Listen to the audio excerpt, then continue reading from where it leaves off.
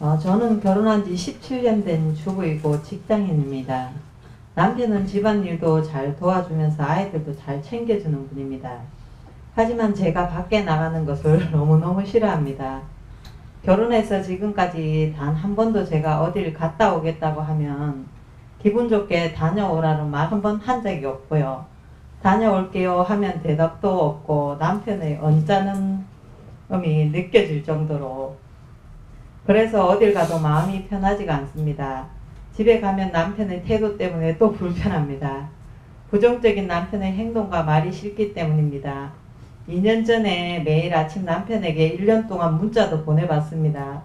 긍정적으로 살아가자고, 서로 인정해줄 거는 인정해주며 서로 배려하며 살아가자고, 좋은 글 긍정적인 책을 읽어보면 생각이 좀 바뀔까 해서 신문 위에나 눈에 잘 보이는 곳에 두고 읽어보라 해도 한 번도 읽어보지 않았습니다. 제가 어떻게 하면 남편의 생각과 행동이 긍정적으로 바뀔까요? 이것도 저의 욕심일지 모르지만 새벽에 제가 어떻게 기도하면 될까요? 그리고 남편과 저의 갈등으로 아이들에게 이제까지 많은 마음의 상처를 주었습니다. 제가 어떻게 하면 아이들의 상처를 조금이나마 치유할 수 있을까요? 묻고 싶습니다.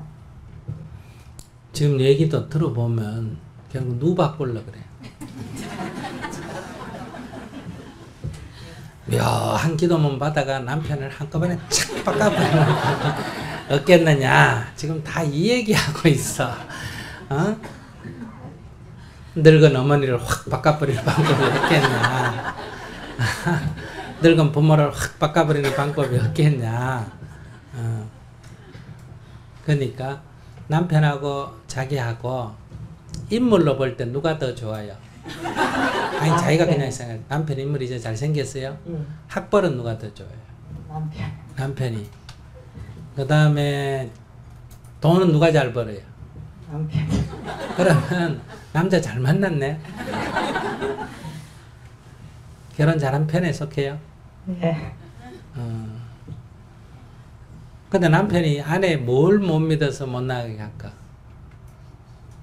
제가 사회 물정도 모르고 너무 이렇게 뭐 그런 것 때문에 그런 것 같아요. 너무 세상 물정을 몰라서 바깥에 나가면 좀 걱정된다 이런 식으로.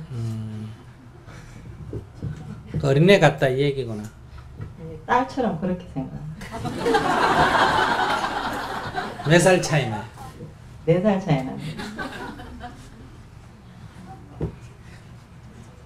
그 주로 이제 그래서 이제 애가 아빠한테 저항하듯이 지금 그렇게 남편한테 저항하고 있는 거예요?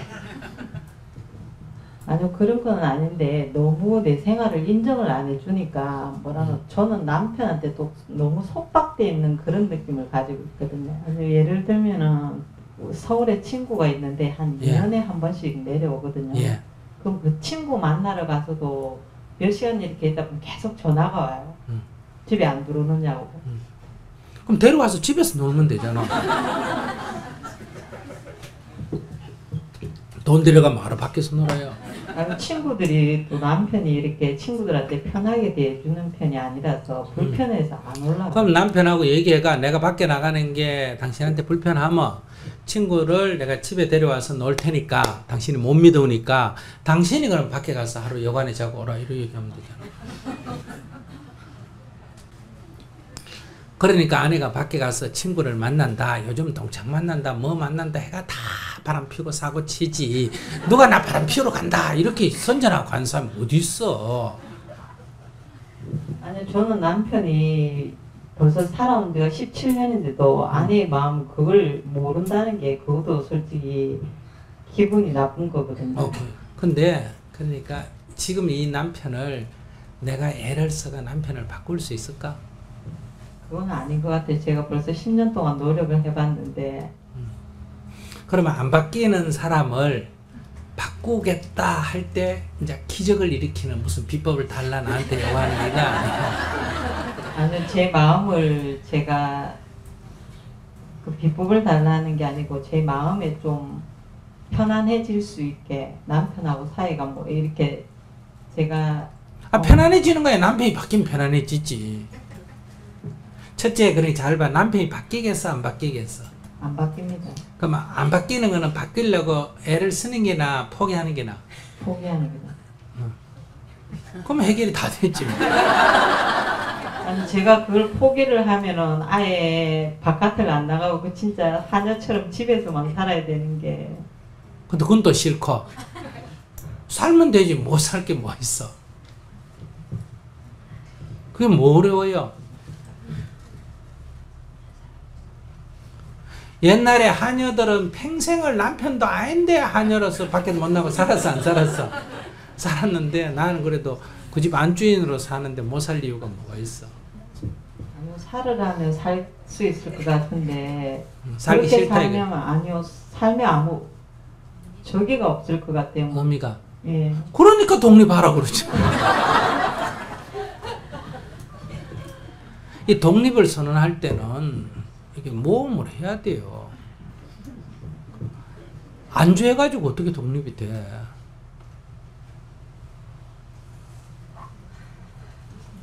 그래서 아까 얘기한 대로 일이 생길 때 지혜를 딱 한번 해봐요. 지금 같은 남편을 바꾸려고 하지 말고 맞춰가면서도 얼마든지 독립할 수 있다 이 말이에요. 어떻게? 친구가 왔다. 그럼 이번에 친구 왔는데 나갈까? 물어봐. 그럼 나가지 마라. 그럼 만나지도 말아야 되냐? 어? 만나기는 만나는데 빨리 갔다 오느라. 그럼 오랜만에 왔는데 빨리 갔다가 오고 이거 힘드니까 그러면 내가 친구를 집에 데려와서 같이 놀 테니까 당신이 그럼 밖에 좀 나가 있으면 안 되겠냐? 이렇게 물어보면 되지. 그럼 그러겠다. 그러면 친구 데려와 친구한테 우리 남편이 나가는 거 좀 싫어하니까 우리 집에 와서 놀자. 대신 남편을 내가 내보내버릴게. 이래가 집에다 시장 봐가지고 왕창 차려놓고 그냥 놀면 되는 거지. 그러니까 이런 식으로 대응을 하면 남편이 아이고 막 나갔다 오느라 이렇게 될 수도 있다 이 말이에요. 그러니까 그래도 돼도 좋고 안 돼도 좋고 그러니까 남편이 요구하는 거에 맞춰서 내가 확보할 자리를 얼마든지 할 수 있어. 남편 같은 경우는 항상 이렇게 말을 하면 옥수 부정적이거든요. 뭐 같은 사물을 보더라도 뭐 차를 타고 가서 또 이렇게 무슨 앞 사람이 무슨 잘못을 해가지고 그걸 애들이 타고 있으면 나중에 뭐 이렇게 좀 눌러야 되는데 애들 있는 데서도 바로 앞에 사람이 운전을 잘못하면 막 욕을 하는 거예요.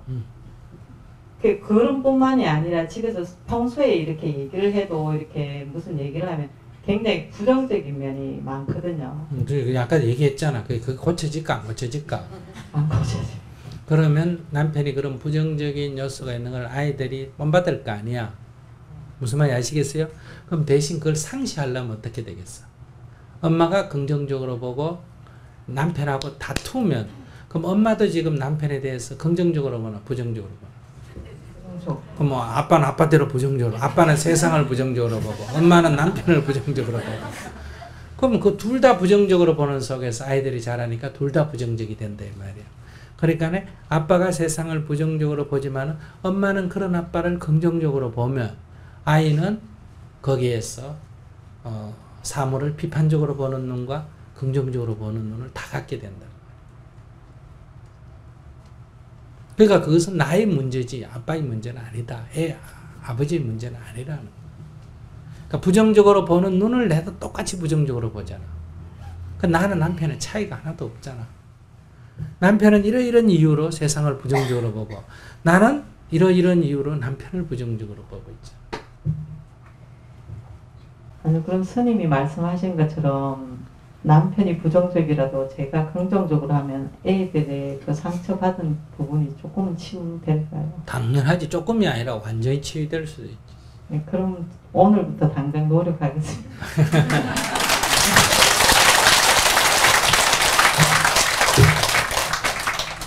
그러니까 우리 남편이 세상을 부정적으로 본다. 부정적으로 보는 건 다 나쁘다는 뜻은 아닙니다. 아시겠어요? 그걸 부정적으로 본다고 하지 말고 뭐로 본다? 용어를 바꿔 비판적으로 본다. 알았어요? 우리 남편은 세상을 굉장히 냉정하게 비판적으로 본다. 그러니까 앞차가 교통신호를 어기면 저놈은 교통신호 어겼다. 이렇게 아주 냉정하게 보잖아. 봐주는 게 아니고 그렇게 내가 비판적으로 본다. 용어부터 바꿔란 말이야. 부정적으로 본다 이러지 말고 비판적으로 본다. 그러니까 내가 남편이 세상을 긍정으로 보는 눈을 갖기를 원한다면 내가 남편을 긍정적으로 보는 눈을 갖는 게 먼저 이루어져야 된다. 그게 내가 해보니까 가능하냐? 잘 안 된다. 그럼 남편도 안 고쳐진다는 얘기예요. 그래서 내가 남편을 긍정적으로 보면 애들이 이제 자라면서 엄마 하는 거하고 아빠 하는 거하고 다를 거 아니에요. 무슨 말인지 아시겠어요? 그러면 애들이 똑같으면 같이 따라 보는데, 배우는데, 서로 다르니까 애가 이제 묻는단 말이야. 엄마, 아빠는 왜 저래? 이렇게 물을 거 아니야. 그럼 엄마가, 아빠는 저 사람이 법을 안 어겼다고 그렇게 비판적으로 하는 거야. 다만 아빠가 어느 표현이 조금 과격하긴 해도 사실은 그건 맞는 소리야. 이렇게 아빠를 긍정적으로 표현해주면 아이가 긍정적인 마음을 갖는 건 엄마를 닮고 사물을 비판적으로 보는 것은 아빠를 본받기 때문에 비판적으로 보면서도 긍정적인 마음을 갖는 좋은 점이 생길 수도 있지. 그것은 아이들은 90% 누 닮는다 그랬었죠. 엄마 닮는다. 애가 만약에 굉장히 아빠처럼 비판적이다 그러면 그건 아빠가 비판적이라서 비판적이야. 그런 아빠를 비판적으로 보면 엄마에서 닮은 거예요. 엄마에서 닮은 거예요. 자기가 참여할 일이지. 그러니까 어차피 남편을 고쳐서 맞추려고 하는 거는 좀 어렵다고 생각해요. 나이도 많고 여러 가지 지금 내가 조건을 물어보면 잘난 남자가 못난 여자 따를까 안 따를까? 안 따르겠지. 내가 못났다는 걸로 내가 얘기하는 게 아니라 그러니 일단 여기서 내가 남편보다 더 우위에 쓸 수 있는 길은 남편이 세상을 부정적으로 보지만은 나는 그런 남편마저도 긍정적으로 보는 이 수행력을 더 우위에 점유해야 된다 이거예요. 그러면 남편이 시간이 지나면 아내에 대한 존경심이 생겨요. 무슨 말인지 아시겠어요? 그 존경심이 생겨야 그 마음에서 겉으로는 절대 표현 안 하지만 마음에서 마누라 저기 굉장한 사람이야. 저게 아무것도 모르는 줄 알았더니 저게 야 제법이대. 이렇게 이제 마음에서 이런 긍정적인 게 생겨. 그런 게 생기면 이제 변화가 와. 그 전까지는 변화가 안 와. 네가 뭐 하노? 이렇게 지금 이 입자이란 말이야. 네가 뭐 한다 그런 소리 하노? 이런 입자이란 말이야 지금. 긍정적인 게 별로 없단 말이야. 그렇게 해서 부처님 우리 남편 하는 말은 다 바른 소리만 합니다. 네 하고 수익했습니다. 이렇게 긍정적으로 보는 눈을 한번 가져봐요. 그 남자를. 저는 가끔 한 번씩 남편에게 자꾸 번뇌가 일어나거든요. 제가 안 일어나게 하려고 노력을 하는데도 그게 좀 잘 안 되거든요. 그래서 스님에게 좋은 기도를 좀. 그 정도면 좋네요. 가끔 한 번씩 일어나는 정도면 굉장히 잘하는 축에 들어가요. 저에게 막 잘못도 없는데 한 번씩 제가 그렇게 하니까 예. 하고 나면 제가 항상 후회를 하거든요. 예. 안 해야지 하는데 이게 잘 안 돼요. 그래서 나름대로 열심히 기도도 해봐도 잘 안 됐어. 얼마나 자주 해요? 가끔 한 번씩 한다며요. 가끔 한 번씩은 괜찮아요. 근데 제 생각에는 남편이 아무 잘못도 없는데 한 번씩 제가 좀 그러니까 그걸 그 순간에 가끔 미쳐서 그러지. 그럴 때는 그러고 딱 하고 나서 아이고 내가 또 미쳤네. 아이고 내가 깜빡 또 미쳤구나. 이렇게 반성을 하면 고쳐져요. 이게 뭐예요? 컵 뚜껑인데 컵이다 하면 그래 좀 비슷하잖아, 그죠? 근데 이거를 보고 저 자동차다 이러면 어때요? 얼토당토안하지? 그럼 사람들이 뭐라 그래요? 저 인간이 미쳤나 이러지 않습니까? 그죠? 남자가 좀 잘못을 해서 내가 잘못했다는 거는 뭐 그럴 수도 있는데 본인이 얘기하기를 남자는 아무 잘못도 없는데 내가 가끔 그렇다 하니까 가끔 뭐 했다는 거예요? 미쳤다 이 말이야. 그러니까 그럴 때는 아이고 내가 또 미쳤구나. 아이고 죄송합니다. 이렇게 이제 참여를 하면 돼요. 내가 뭐 했다고 그 순간에 미쳤어. 정신 차려야지. 아이고 내가 또 미치네. 내가 또 미쳤구나. 아이고 정신 차려야지. 아직 내가 죽을 때도 멀었는데 미쳐가 어떡하노.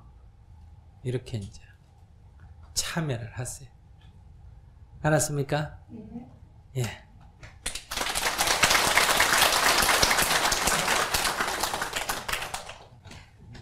애들 시집보내고 장가도 한번 했어요? 근데 그러면 안 되지. 엄마가 미치면 누가 시집가고 장가 갈라. 정신 차리세요. 그럴 때마다 내가 미쳤다. 아이고 내가 미치면 안 되지. 내가 또 미치네. 이렇게 반성을 확실히 하라 이 말이에요. 신랑이 술을 혼자서도 자주 먹는 편이고요. 주위 사람과 함께 먹으면 다음날 기억을 못할 정도로 많이 먹어요. 저는 신랑이 술을 먹는 것 자체는 이해가 됩니다. 평소에 많이 힘들고 그러니까 술로서라도 이제 스트레스를 푸는 건 정말 좋다고 생각을 해요.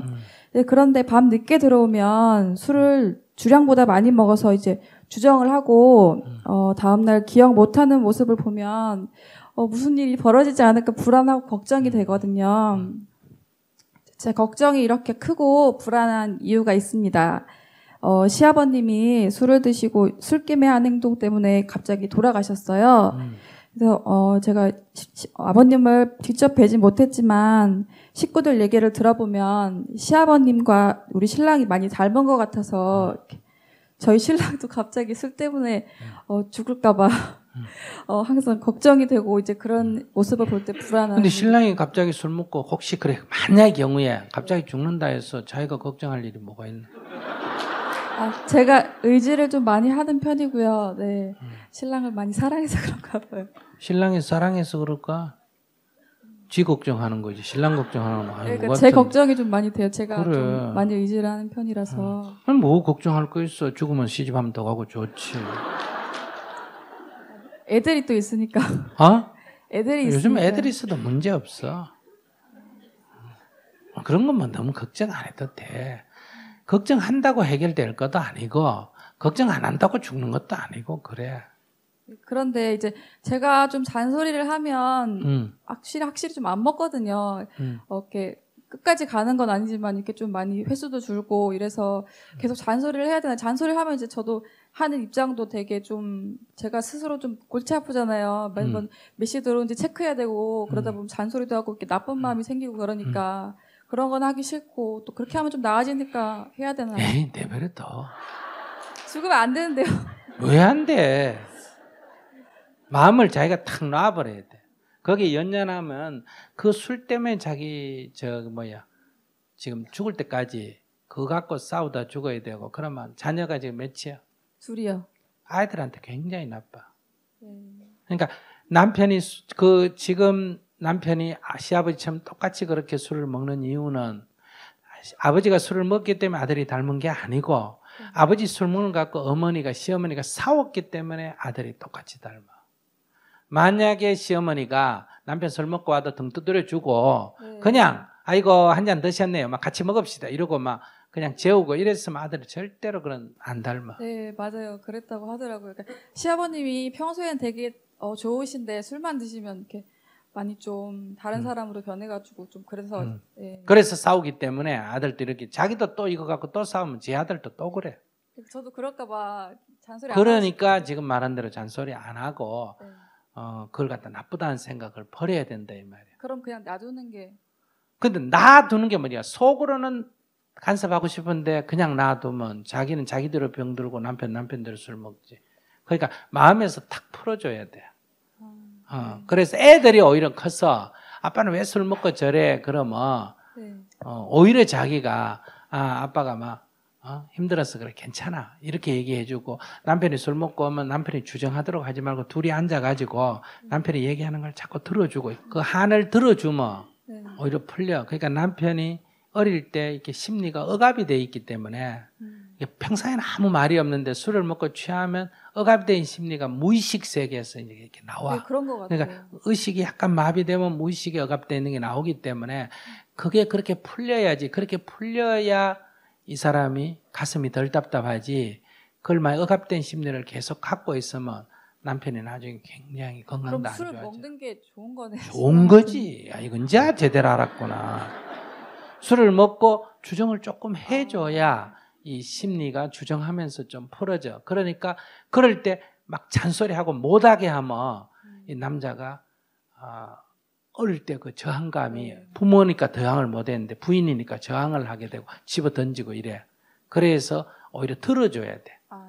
들어주거나 들어주는 게 조금 힘들면 여보 내 지금 급한 일이 좀 생겼어 하고 외출을 해버리든지 피해버리는 건 괜찮은데 이렇게 잔소리하거나 싸우는 건 안 좋아. 그러면 심리가 다시 억압이 되기 때문에 제일 좋은 건 들어주는 거예요. 그러니까 들어주는 게 내가 힘들면 어떻게 해버린다? 자리를 뜬다. 다른 핑계를 대고 알아요? 아이고 여보 미안해 내가 더 들어줘야 되는데 내가 급한 일이 있었어 이러고 자리를 뜨는 게 좋아. 절대로 왜 또 술 먹고 똑같은 소리 하냐 주정하냐 이러면 상대편 심리가 또 억압이 돼. 그래서 이게 악순환이 돼. 그럼 술 먹은 다음 날엔 어떻게? 술 먹고 나서 이제 그렇게 저녁에 좀 주정을 부렸잖아요. 그 다음 날은 어떻게 그냥? 다음날 자기는 무의식 세계에서 하는 거라니까. 저도 그냥 모른 척하면 되나요? 당연하지. 그러니까 꿈에서 자기는 꿈꾸듯이 하는 얘기이기 때문에 아까 되겠지만 의식이 없어져야 무의식이 올라온단 말이에요. 잠을 자야 꿈이 나듯이. 그렇기 때문에 그거는 옛날 무의식, 잠재된 의식에서 올라온 얘기지 자기는 그 아침에 일어나면 의식 못해. 그래서 그건 아무 관계없는 거야. 그냥 잠꼬대처럼 생각해야 돼. 그 말은 귀담아 들으면 안 된다 이 말이야. 네, 그러니까 잠꼬대로 생각을 해야 되고 아침에 일어나거든 당신 어제 뭐 어쨌든 이런 얘기 하면 안 돼. 그냥 내가 어쨌나 하고 묻더라도 별일 없었어. 뭐 내가 무슨 소리 안 했나 하면 아니 뭐 잠꼬대 조금 했어 이러고 그냥 넘어가요. 제가 그런 얘기를 해주면 아침에 충격받아가지고 내가 그랬냐고 막 그러거든요. 그건 그 잠꼬대 그 무의식 세계 다만 내가 우리 남편의 어릴 때 무의식 세계에 저런 상처가 있었구나 하는 걸 이해하는 뭐다. 하나의 남편을 이해하는 하나의 자료로 그냥 삼지 그거 자체는 아무 의미가 없는 거예요. 잠꼬대라고 생각하면 돼. 네, 알겠습니다. 그러면 이제 기도를 해야 돼. 절에 다녀야 안 다녀? 네, 수요일마다 법회. 그러면 이렇게 기도해. 아까 술이 남편한테 건강에 좋은 거라 그래서 나쁜 거라 그랬어? 좋은 거라. 그러니까 이렇게 절을 해야 돼. 부처님, 절을 하면서 108배 하면서 부처님 우리 남편에게 있어서 술은 보약입니다. 이렇게 기도해. 네, 알겠습니다. 알았어요? 네. 보약이니까 일단 먹어야 되나 안 먹어야 되나? 먹어야 되죠. 좀 덜 먹고면 챙겨줘야 되나 안 챙겨줘야 되나? 챙겨줄게요. 챙겨줘야 돼. 보약도 많이 먹으면 어때? 안 좋으니까 활명수도 사다 주고 뭐도 사다 주고 그래서 그 문제를 내가 놔버려야 나도 편하고 자식도 좋아지고 남편도 편해져. 근데 이제 술은 그렇게 하면 되는데 이게 이제 주정이 문제야. 이 주정은 무의식에 있는 그 억압된 심리가 풀어지는 거거든. 그래서 등 떠들어주면서 들어주는 게 제일 좋은 해결책이고 계속 좀 인내심을 갖고 들어주면 절대 반론 제기하지 마. 항상 뭐라고 해야 되나. 아이고 그래 아이고 그랬구나 이렇게 동조를 표시해 줘야 돼. 그건 어차피 잠꼬대기 때문에. 그럼 무의식으로부터 치유가 돼요. 근데 이걸 간다 이제 내치면 이제 이게 치유가 안 되고 계속 억눌려 있기 때문에 30년이고 50년이고 계속 하게 돼. 근데 좀 들어주면 약해져. 네, 알겠습니다. 재밌게 들어줘 봐. 네. 사랑하는 사람이니까. 네, 감사합니다. 네. 안녕하세요. 저는 올해로 결혼 딱 10년이 됐는데요. 네. 신랑이 저한테 굉장히 잘해주고 있거든요. 네. 근데 시간이 지나면 지날수록 저는 신랑이 더 좋아지거든요. 지금 뭐 딴 사람한테 자랑하는 거야? 그러니까 다른 사람들은 그러니까 시간이 결혼 생활을 하다 보면 회의도 느끼고 뭐 이런다고 하는데 저는 시간이 지날수록 더 이제 신랑이 저한테 잘해주고 좋아져서 제가 걱정이 되는 거는 저는 신랑이 없이 그러니까 아주 사소한 일도 결정을 잘 못하고요. 그리고 그 사랑이 좀 지나쳐서 이게 집착이 되지 않을까 그게 사실 많이 걱정이 되거든요. 그래서 신랑한테서 저를 좀 이렇게 내려놓을 걱정도 팔자다. 잘해줘도 걱정, 못해줘도 걱정. 근데 자기 걱정이 이제 그 진짜 문제는 문제예요. 네, 그래서 사실은 저도 좀 고민을 했어요. 그러니까 그 남들이 보기에는 정말 걱정 같지도 않은 걱정이라고 이제 얘기를 하시겠지만 저는 정말 무슨 옷 하나 고르는 거 뭐 이런 거부터 해서 뭐 애들 교육 문제 이런 것들 다 그러니까 혼자서 결정하기가 사실 너무 힘들거든요. 그래서 그 애들 그 교육 문제는 원래 부부가 의논해야지 혼자 결정할 필요가 없어요. 네. 네. 아니 뭐 애들 옷 사는 문제 뭐 이런 아주 사소한 문제들도 저는 신랑한테 하나하나 다 물어보는데 사실 신랑이 이렇게 대답을 해주진 않아요. 네가 알아서 해라 이제 이러긴 하지만 그래도 제가 그렇게 물어보는 게 마음이 편하고. 그건 신랑이 잘해주는 게 아니네. 지가 의지하는 거지. 얘기를 듣다 보니 좀 이상하다. 자기가 지나치게 지금 의지하고 있는 거지. 네. 그래서 그거야 그거 고쳐야 되겠다 하면 자기가 네. 앞으로는 옷 살 때 묻지 말고 자꾸 연습을 해보면 되지. 뭐 어렵다고 그래요. 그게 좋으면 그렇게 하고 그거 고쳐가야 되겠다 싶으면 묻지 말고 자꾸 하면 되잖아요. 근데 신랑이 안 물었다고 화를 내면 여기 고민거리가 되는데 신랑이 네 알아서 해라 하면 자기가 알아서 자꾸 해보는 거지. 연습을 해보면 되지. 저는 사실 고치고 싶진 않은데요.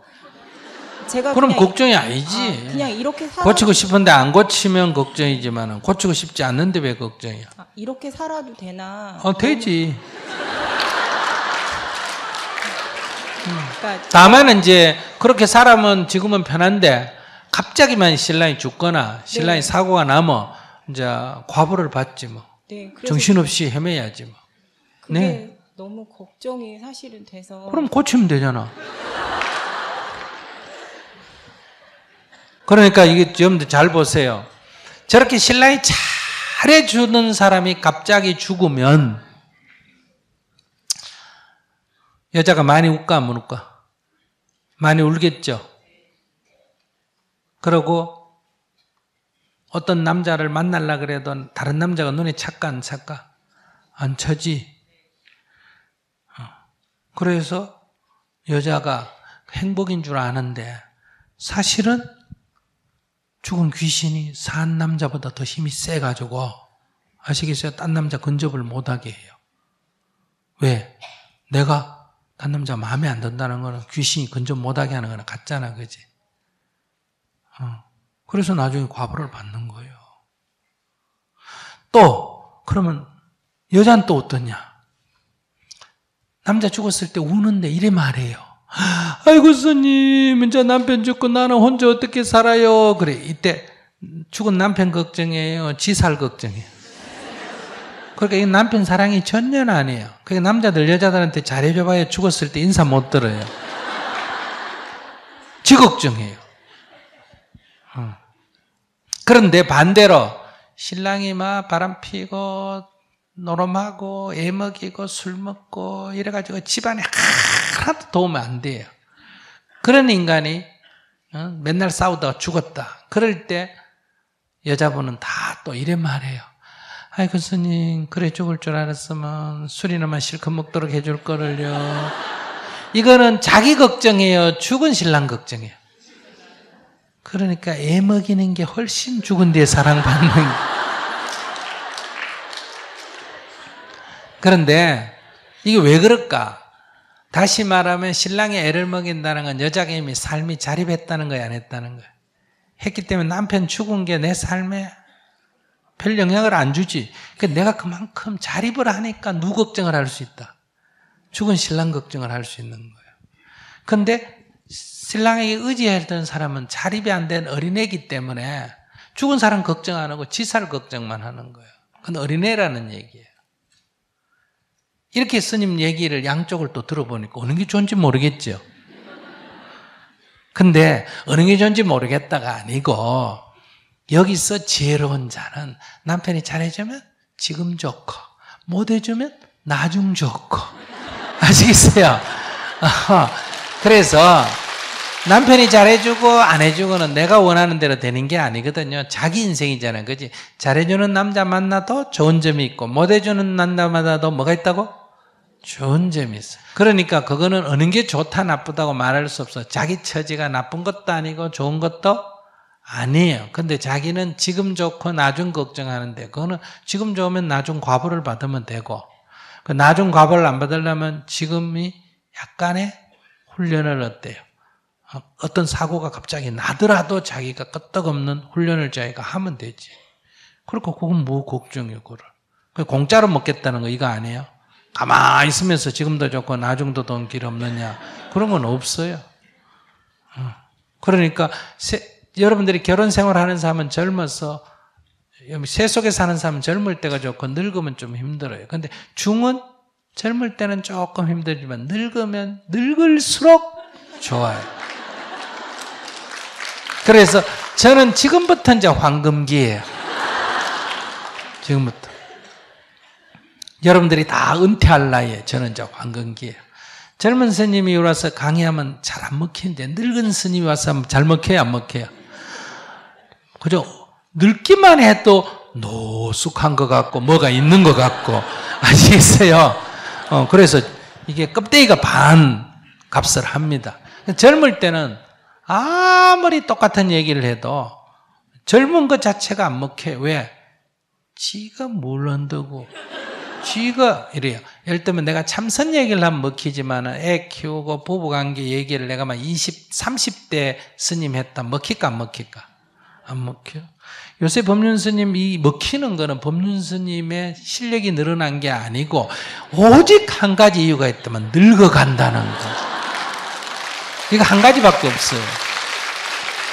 그러면 지금 60인데 70대면 더 먹힐까 안 먹힐까? 더 먹혀요. 그래서 늙은 호박과 같아요. 늙을수록 맛이 난다. 아시겠어요? 그래서 장단점이 있다. 그러니까 지금 좋은 것에 만끽하세요. 또 막 그런 일이 안 생길 수도 있고 생기면 또 그때 가서 훈련 받으면 돼요.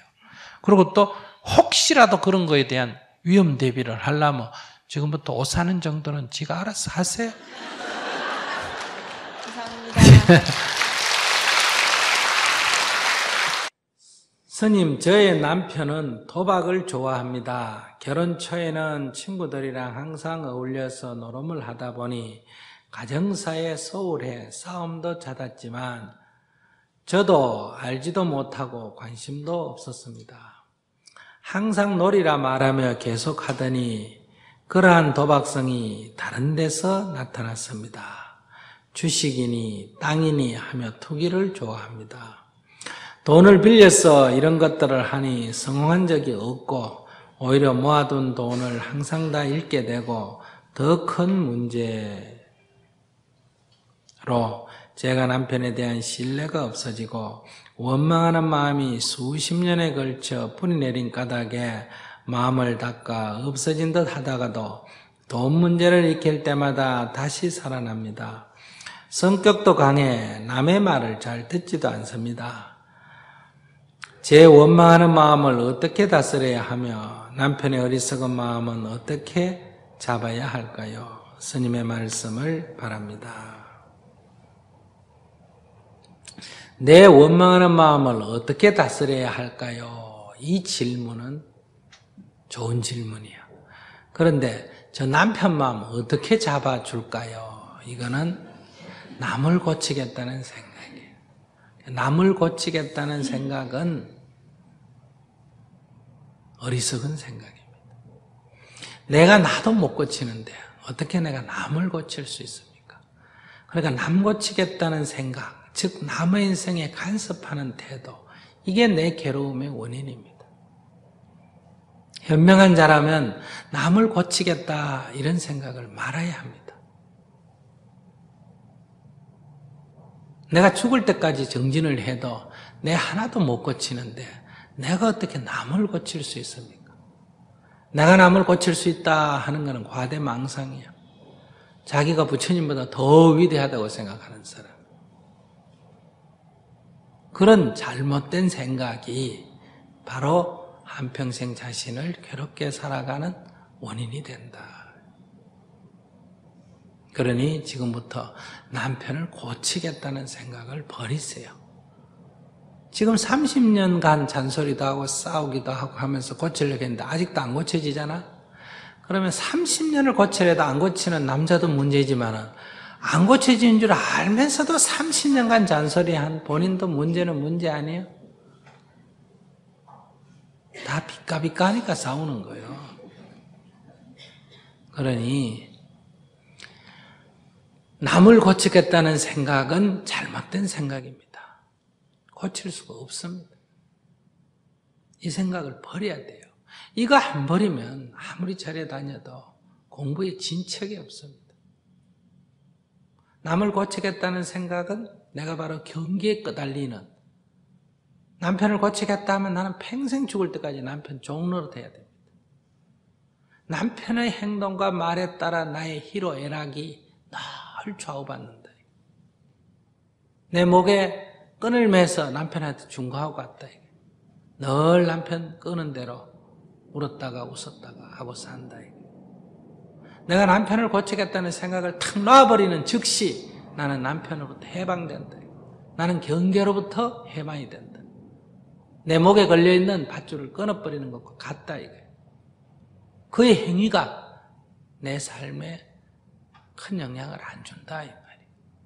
뭐 때문에 이 세상에 부처가 될 수 있는 소질을 가진 사람으로 태어나가 그깟 도박이나 하고 노름 좋아하는 남편한테 끄달려서 한평생 이렇게 고생하고 왜 사느냐. 나도 가끔 이런 질문 들으면 내가 좀 짜증이 나요. 화가 나고. 왜 이렇게 바보같이 살까? 이런 생각이 들어요. 그러다 나도 가만 생각해. 지가 어떻게 살든 네가 무슨 상관이냐. 남의 인생에 간섭하지 마라 그래 놓고 너도 또 간섭하잖아. 그래요. 이렇게 남의 인생에 간섭하기 시작하면 나도 또 힘들어져. 저게 왜 수행을 안 하고 저럴까? 이렇게 생각하면 내가 답답해지는 거예요. 그것도 남의 인생에 간섭하는 거예요. 남의 인생에 간섭하는 것은 자기를 해치는 행위다. 이 말이에요. 그러니까 첫째, 도박을 하든지 주식을 하든지 뭘 하든지 놔두세요. 잔소리를 해도 하고 안 해도 하잖아. 그죠? 잔소리를 해서 하면 원망이 생기고 또 갈등이 생기고 요거도 먹고 그렇게 갈등이 생기면 애들한테도 안 좋고 어차피 하는 거고. 그러니까 어떻게 해주는 게 좋다? 칭찬을 해주세요. 잘한다 잘한다. 뭐 도박을 하려고 주식을 하려고 해도 돈 있어야 하겠죠. 빚을 내가 하는 것도 주는 사람이 있어야 하겠죠. 그럼 있는 거 다 까먹고 줄 사람도 없어지면 못 하겠지. 그죠? 그럼 빨리 끝날 텐데. 자꾸 말려가지고 어때요? 계속 하도록 해주는 거 아니냐. 그래서 이건 자기가 선택을 해야 돼요. 왜 이런 남자하고 왜 살고 있을까? 내가 희생정신이 많아서 살고 있겠어요? 그래도 아직도 괜찮은 남자인데 누가 돈을 빌려줄 거 아니에요. 지금도 뭔가 끄덕지가 있으니까 어때요? 투자를 할까 안 하겠어요? 잘 생각해 보세요. 아무것도 없고 신용도 없으면 뭘 갖고 하겠어요? 그러니까 아직도 뭔가 가지고 있는 사람이에요. 재주가 있는 사람 아니에요. 그죠? 어디 가서 빌려주는 사람이 있다는 거는 그래도 뭔가 능력이 있는 사람이에요. 그러니까 여기 내가 원하는 대로 안 되지만 그래도 붙어서 먹고 살만한 게 있으니까 사는 거 아니겠어요? 솔직히 말해서. 아니요? 그러니 내가 결정을 해야 돼요. 여기 있는 게 이런 문제가 있더라도 그래도 있는 게 이익이다. 이래서 내가 있다. 이걸 알으셔야 된다. 그러니 정말 내가 손실이다 하면 원망하지 말고 어떻게 하라 그랬다? 안녕히 계세요. 이렇게 하세요. 안녕히 계십시오. 이렇게. 웃으면서 안녕히 계십시오. 이렇게. 바이바이. 다음에 봅시다. 이렇게. 원망할 일은 아니에요. 애 아빠인데 왜 원망을 해요? 원망한다는 건 그 사람이 나쁜 사람이라는 거 아니에요. 이왕지사 그러면 같이 살려면, 안녕히 계십시오 못하고 살려면, 안녕히 계십시오 못하는 건 누가 못하는 거다? 내가 못하는 거예요. 이게 내 문제예요. 남편 문제 아니에요. 그 이왕지 살 바에야 미워하지 않고 살아야 되겠지. 미워하지 않고 살려면 고치려는 생각을 그만두세요.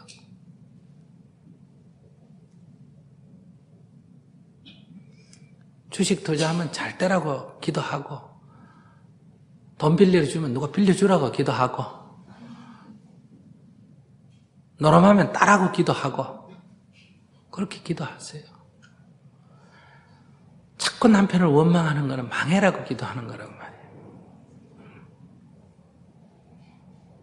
그렇게 오히려 남편에게 도움이 되는 사람, 고치려고 하지 말고 응원자가 되라 이 말이에요.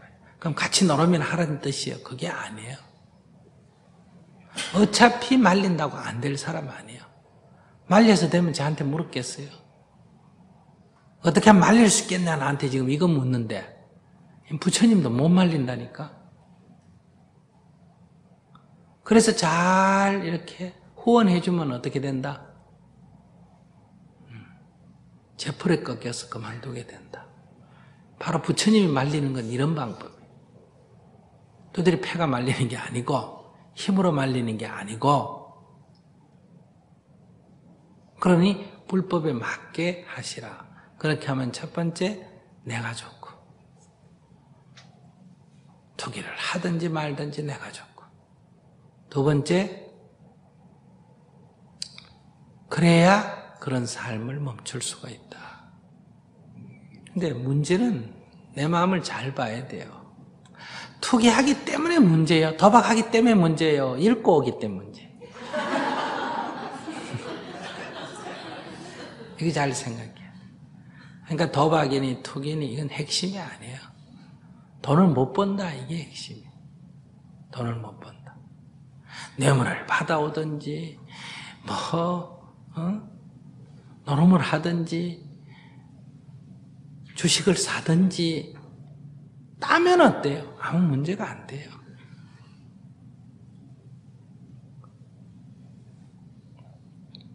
지금 좋은 대학 나와가지고 인류 금융회사에 취직한 사람이 하는 일이 뭐 하고 있어요? 주식 투자 그거 맨날 하고 있죠, 그죠?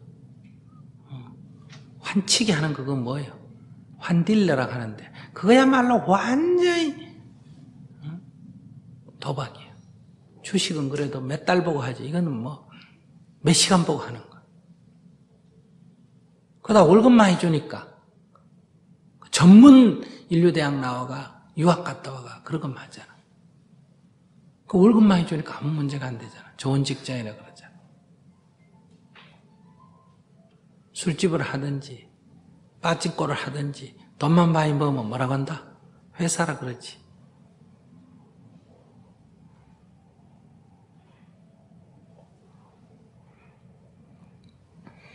요즘 서울 강남에 부동산 가격 많이 올라서 떼돈 번 사람 많죠? 그거 다 뭐 한 사람이에요? 부동산 투기한 사람이지. 다 여러분들 못 해가지고 지금 다 문제지. 그 자체가 문제예요.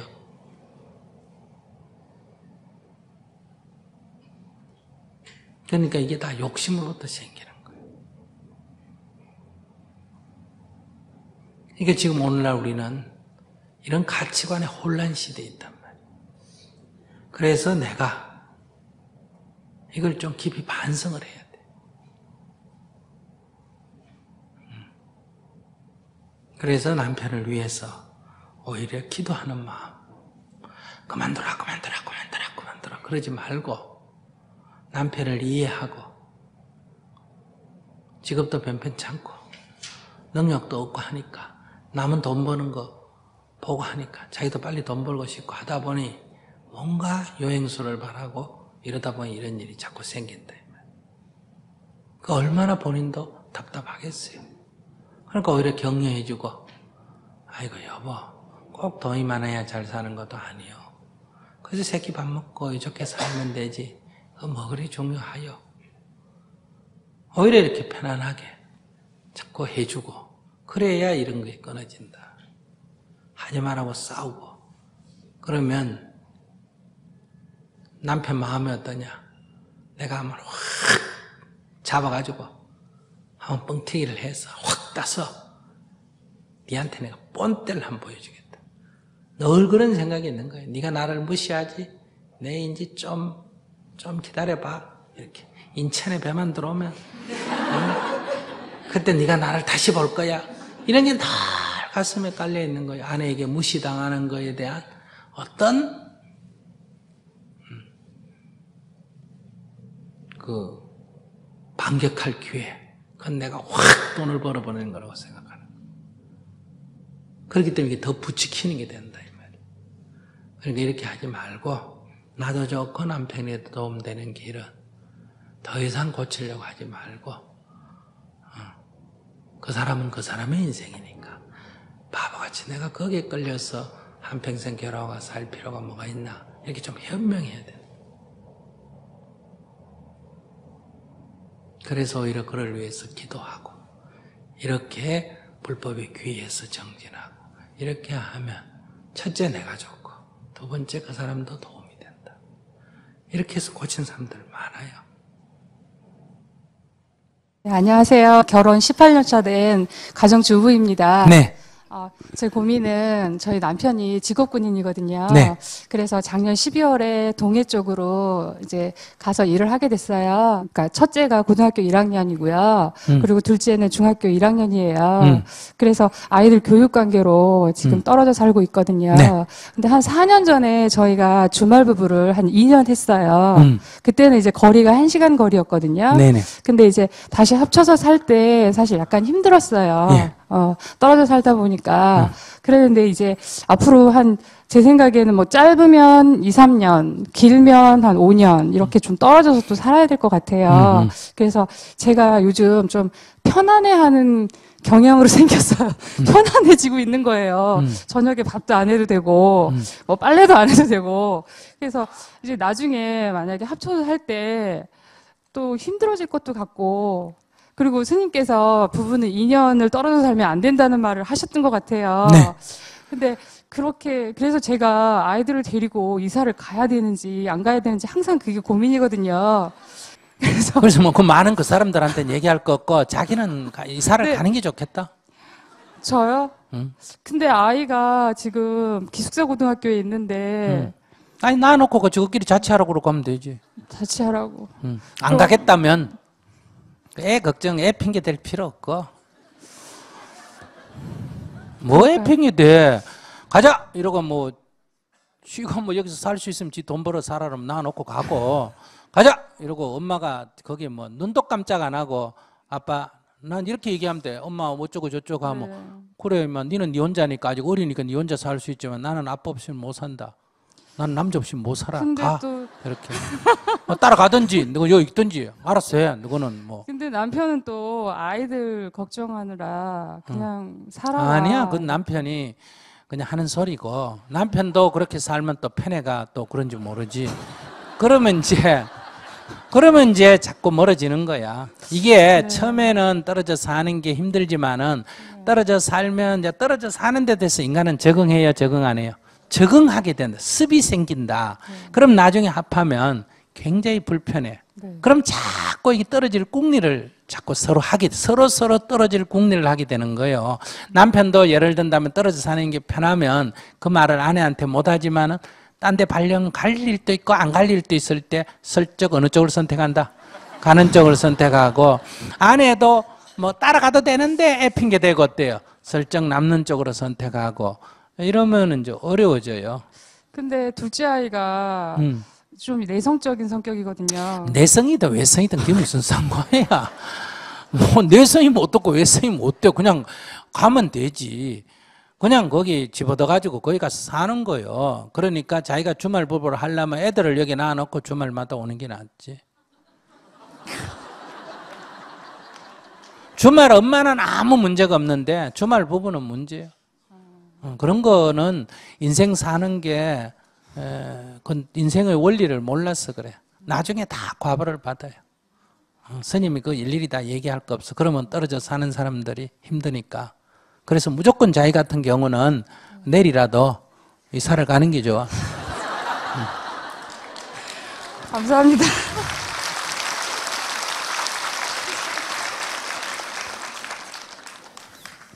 근데 솔직하게 말해가 이사를 가든지 말든지 그게 나하고 무슨 상관이에요. 나는 혼자 사는데 누구 약 올리나 왜 그런 질문을 자꾸 해. 그러나 결혼을 했으면 같이 사는 게 더요.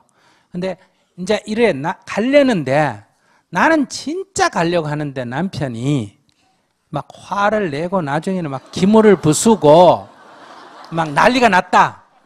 이제 그런 정도가 되면 뭐 남편, 그러니까 어떤 게 더 중요하냐면 같이 사는 것보다 더 중요한 건 남편의 뜻을 받아들이는 거거든요. 아이들 교육의 의미가. 그러니까 그 정도로 해가 억지로 여기 있는 거는 부작용이 적어요. 제 말 이해하시겠어요? 그러지만은 그냥 남편이 아이고 애들 땐데만 여기 있어라 이 정도 갖고 여기 있는 거는 자기가 여기 있고 싶기 때문에 그걸 그냥 핑계 삼는 거예요.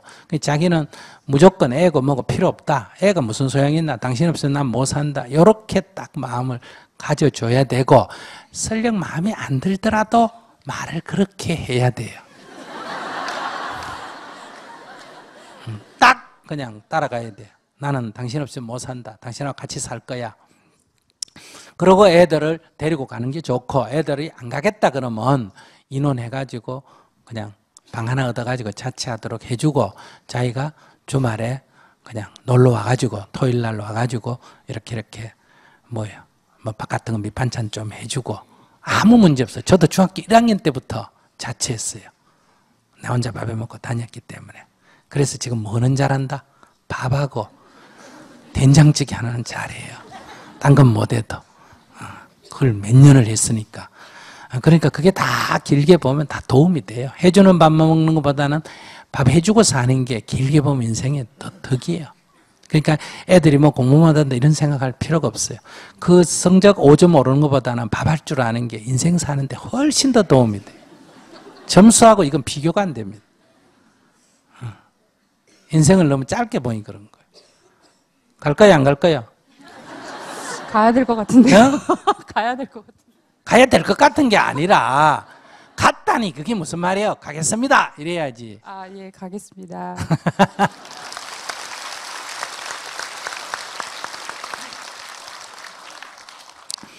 남자라는 게 저게 강한 것 같죠?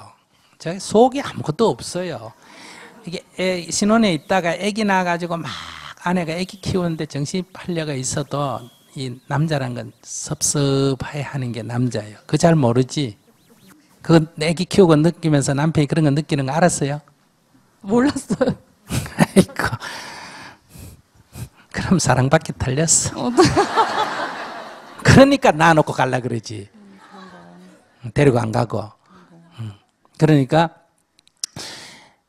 그냥 허우대만 멀쩡하지 큰아들이다 생각하고 잘 이렇게 살펴야 돼요.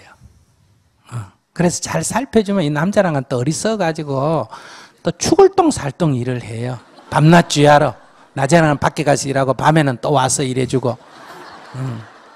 그러니까 그 조금 살피는 게 필요해요. 항상 아기가 어릴 때만 아기에게 집중하고 아기가 3살 넘으면 무조건 다시 돌아와서 남편 중심으로, 남편도 아내 중심으로 이렇게 돌아가야 돼요. 여러분들 남편이 밖에서 굉장히 회사 일, 뭐 일 한다고 집에 안 들어오고 새벽에 나가고 막 며칠씩 안 들어오고 이러면 남편이 열심히 일한다는 건 알아도 아내로서는 좀 섭섭해요, 안 섭섭해요? 섭섭하지. 네가 뭐 나하고 결혼했나 일하고 결혼했나 이런 생각이 들잖아요. 그런데 남편은 그거 전혀 몰라요. 내가 너 가족을 위해서 내가 이렇게 죽기 살기로 일하는데 왜 너는 집에 앉아가 쓸데없는 생각하고 있냐 이렇게 생각해. 근데 인간이 그렇지 않아요. 서로 달라요. 그걸 내가 생각하면 남편이 집에 안 들어오고 일할 때는 아이고 우리 가정을 위해서 열심히 하라거나 이렇게 이해하는 마음을 내야 되고 또 반대는 남편은 이렇게 밖에 가서 돈 많이 벌고 일 많이 하는 거 이게 가정에 중요한 게 아니고 그러면 미안해 한 줄 알아야 돼. 아이고 여보 미안해 나 일이 이래가지고 당신하고 결혼 생활 할 때, 결혼할 때는 같이 지내려고 했는데 자꾸 이렇게 내가 못해서 미안하다. 이렇게 말해줘야 돼. 근데 막, 니 모르나? 눈에 안 보이나? 내가 지금 왜 여기서 사는지 몰라? 이런 식으로 이렇게 얘기하면 안 돼요. 그런 인간들은 나처럼 혼자 살아야 돼. 그런 것들이 그냥 결혼해가 저리 사니까 문제지. 그런 사람은 나처럼 이렇게 혼자 살면 아무 문제가 없어요. 12시에 들어가도 되고 2시에 들어가도 되고 안 들어가도 되고. 알았죠? 네, 알겠습니다. 애들은 감사합니다. 걱정하지 마. 엄마 아빠가 서로 어떻게 살면 애들은 저절로 돼. 성적 조금 오르건 떨어지고 그런 거 크게 신경 쓸 필요 없어. 물론 전화가 오면 조금 적응하는데 힘들겠지. 그래도 그 문제가 안 돼. 그거에 자꾸 끌려들면 안 돼. 안 오겠다 그러면 그럼 밥에 먹어라. 밥은 살은 주겠다. 근데 누구 해 먹어야 돼. 이렇게 해야 돼요. 자기가 안 오겠다고 선택하면 거기에 대한 자기 책임을 지도록 훈련시켜야 돼. 아들이 외국에 가겠다. 그러면 안 보내고 돈 없으면. 그래도 가겠다. 그럼 보내면 비행기표 끊어 지 혼자 보내야 돼. 따라가면 안 돼. 얼마나 정신없는 여성들이 지금 애 핑계대고 남편하고 떨어져가 얼마나 떨어지고 싶은지 가가지고 밴쿠버로 뭐 저 오렌지 카운티로 말레이시아 쿠알라룸푸르로 여기 어디요? 마닐라로 가보면 그거 다 아이도 버리고 가정도 어려워집니다. 그렇게 해서 교육해서 아무 도움이 안 돼요. 인성교육이 더 중요하기 때문에. 영어만 잘한다고 사람이 될 것 같으면 미국에 왜 영어 하는 거지가 있겠어요?